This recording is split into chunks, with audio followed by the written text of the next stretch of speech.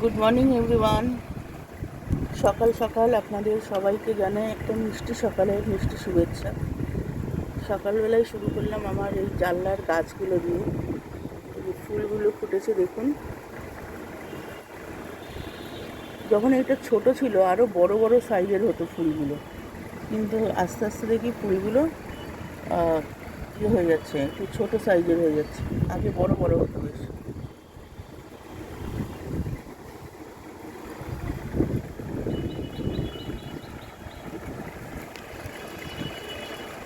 আজকের ওয়েদার দেখুন,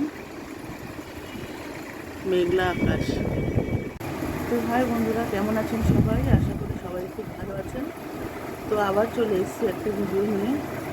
তো কালকে রাত্রে যেমনটা আমি আপনাদের বলেছিলাম, সেই রাত্রির থেকেই এই সাইডটা যন্ত্রণা হচ্ছিল, খুব কষ্ট হচ্ছিল, ঘুমাতে পারছিলাম না।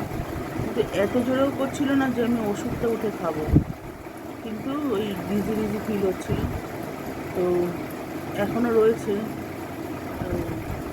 হালকা হালকা ব্যথা রয়েছে। তো যাই হোক, কাজ তো আর থেমে থাকবে না, যতই শরীর খারাপ হোক না কেন। চশমায় জল লেগেছে। তো সঙ্গে থাকুন, কী করি না করি আপনাদের সঙ্গে শেয়ার করবো সারাদিন। এখানে আমার সোনামানা পড়ছে, এই যে। আর ঘরে এই চতুর্দিকে জামা প্যান্ট মেলা। তো বন্ধুরা, এখানে মুগ ডাল সেদ্ধ করে রেখেছি, আর এখানে শাপলা কেটে ইয়ে করে রেখেছি, জল ঝরাতে দিয়েছি। আর এখানে একটু চা বসিয়েছি। আমার আমি খাবো, আর ওর বাবা একটু খাবে, নেশা লেগেছে।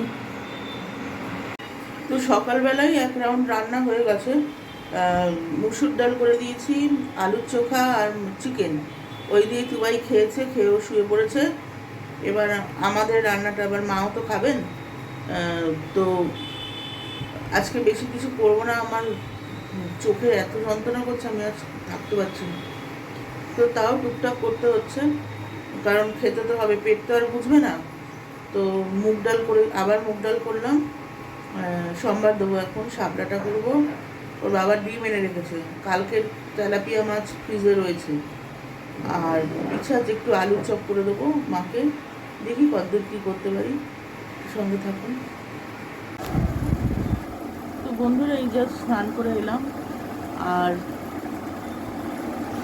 রান্না বান্না একটু আগে কমপ্লিট হলো। একটু দেরি করেই করলাম, কারণ নিরামিষ তো, বেশি একটা অন্ধকার লাগছে নাকি। তো নিরামিষ রান্না তো, মানে খুব একটু গরম গরম হলেই ভালো হয়। তো এই জন্য আর কিছু একটু দেরি করেই করলাম। তো মুগ ডাল করলাম, আবার সকালবেলা আবার পেঁয়াজের মুসুরির ডাল হয়েছে একবার।